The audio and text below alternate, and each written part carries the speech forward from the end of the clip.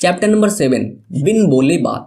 देखो यार, अगर वीडियो पसंद आ रही है, चीज़ें समझ में आ रही है तो वीडियो को लाइक कर दो यार, वीडियो को कर दो लाइक, चैनल को कर दो सब्सक्राइब और शेयर तो करना ही करना है, ठीक है। तो यार ये चीज़ें हमें कहना का मन नहीं करता है, आप लोग अगर अच्छा लगेगा तो कर ही देंगे, ऑब्वियस सी बात है। तो देखो यार, मैंने एक एक चीज़ वहाँ से उठाई जरूर है, लेकिन लिखने में ये सब करने में बड़ा मेहनत लगती है, ठीक है। तो मेहनत के लिए यार थोड़ा 1 लाइक तो बनता है। चलो अगला पॉइंट देखते हैं। जिन घटनाओं को बच्चे समझ पाएं, जिनसे स्वयं को जोड़ पाएं, उनको चुनना है। मतलब एक शिक्षक ऐसा नहीं है कि यार कुछ भी उठा के कठिन से कठिन और बड़ा बड़ा विस्तृत जो एक विषय है उसको उठा के लेके आए और बच्चों के सामने प्रस्तुत कर दिया। नहीं भाई, गलत हो जाएगा। जब तक बच्चे अपने आप को उससे कनेक्ट नहीं कर पाए, अगर स्वयं को जोड़ नहीं पाए, तो मतलब वो समझ भी नहीं पाएंगे।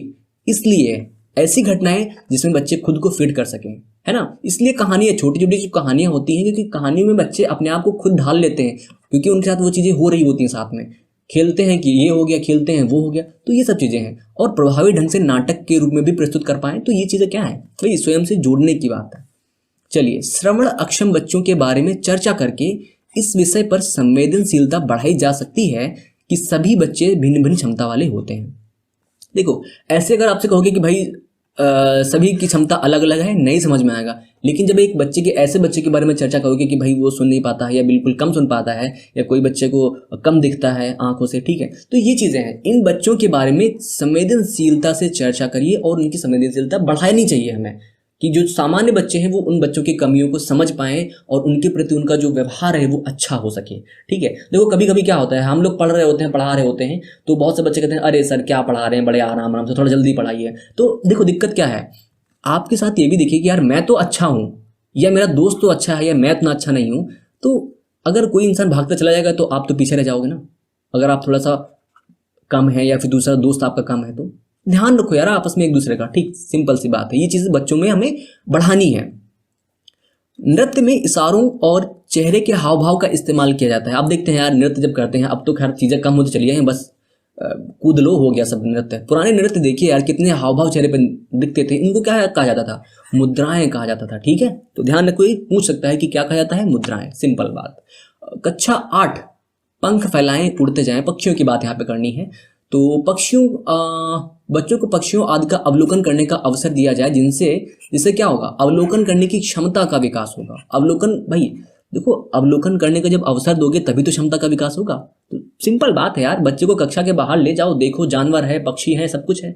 आपके घर में भी अगर छोटे बच्चों को देखा होगा, जानवरों के प्रति उनका कितना लगाव होता है, पक्षियों के पीछे वो भागते रहते हैं कि वो पक्षी, अरे बर्ड बर्ड बर्ड चिल्लाते रहते हैं। तो ये सब चीज़ें हैं, यही चीज़ें जो हैं आगे सृजनात्मकता को बढ़ावा देती हैं। अगर आप बच्चे को बाहर नहीं ले जाते हैं तो आई एम श्योर कि कुछ दिन के बाद वो बच्चा उतना एक्टिव नहीं रहेगा जितना होना चाहिए उसको, ठीक है। तो टहलाओ बच्चे को, घुमाओ। ईवीएस हमेशा यार पर्यटन पे बहुत फोकस करता है, बाहर ले जाने पे, ठीक है, आसपास की चीज़ों पर। तो ये ऐसे सेंटेंस पेपर में पूछे जाते हैं, है ना। तो ऐसे सेंटेंस जहां भी आपको दिखें बस वो सही है, बाकी जो गलत है उसको आप समझ ही जाओगे। अगले पॉइंट की बात करते हैं। सभी पक्षियों की चोंच उनके द्वारा खाए जाने वाले भोजन को काटने, चीरने, फाड़ने और तोड़ने आदि के अनुसार होती है। देखो, सभी के पास वैसी ही चीजें हैं जैसी उसको आवश्यकता होती है कि नहीं। अब सोचो यार, जो इंसान समंदर में रहता है, जो मछलियां हैं समंदर में रहती, तो उनके पास पंख ऐसे हैं जो जिनसे उड़ती हैं, क्या उड़ती बता रहे हैं, सॉरी। तो मतलब जो मछलियां होती हैं उनके तैरने के लिए अलग सिस्टम बना हुआ है, पक्षियों में उड़ने का अलग सिस्टम है, तो उनके खाने पीने का सिस्टम भी अलग है, सब कुछ अलग है। वो पानी में रहती है मछलियां, तो उनके गड़फल हैं, ठीक है ना, गिल्स जो होते हैं सांस लेने के लिए, है ना। तो वो सब चीज़ें हैं अलग अलग। और यहाँ पे कुछ चीज़ें ऐसी भी हैं जो मैंने यहाँ पे नोट नहीं करी, क्योंकि वो पक्षियों से रिलेटेड जो चीज़ें हैं वो कक्षा जो 4 की बुक है एनसीईआरटी की, उसमें बहुत डिटेल में दिया है, तो हम उसको वहाँ पर कवर करेंगे, ठीक है। चलो अगले चैप्टर पे चलते हैं। चैप्टर नंबर 12, काम अपने अपने, ठीक है भाई, देख लेते हैं अपना अपना काम क्या है। पाठ पढ़ने से पहले बच्चों को चित्र को ध्यान से देखने और समझने का मौका दिया जाए, जिससे उनमें चित्र अवलोकन का कौशल विकसित हो। देखो कौशल, जो स्किल्स हैं यार, वो डेवलप करना बहुत जरूरी है।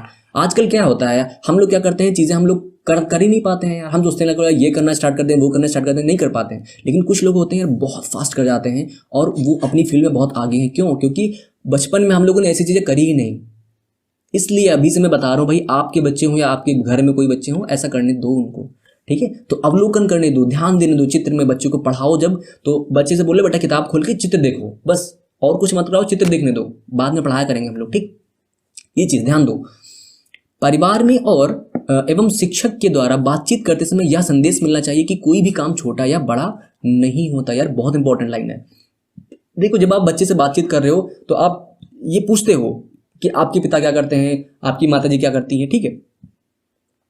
तो ये चीज़ आप एक मैसेज दें कि भले ही आपके पिताजी बाहर काम करने आते हैं, कंपनी में काम करते हैं, या फिर टीचर हैं, पढ़ाने जाते हैं, या फिर खेती करने आते हैं, तो ये कोई छोटी चीज़ नहीं है, कोई बहुत बड़ी चीज़ भी नहीं है। मतलब बड़ी तो ऑब्वियस ही है, छोटी नहीं है, मतलब ठीक है। तो मतलब ऐसे बच्चों को ना लगे कि मैं किसान का बच्चा हूँ तो मेरे जो पापा किसान है, वो जो किसानी का जो काम है, खेती करने का जो काम है, वो बहुत निम्न स्तर का है, ऐसा बच्चों को कभी ना लगे। यार उस चीज़ को भी आप बढ़ावा देंगे, तभी तो बच्चे को अंदर मोटिवेशन आएगा कि हाँ मैं खेती कर रहा हूँ तो हमें कोई दिक्कत नहीं है ना। तभी तो आगे करने के लिए काम करने के लिए प्रेरित होगा, है ना। और एक दूसरे के अंदर संवेदनशीलता भी आएगी कि भाई किसान है और हम किसानों पर डिपेंड हैं, जो बाहर के बच्चे जो शहरों में रहते हैं, ठीक है। तो ये चीज़ है,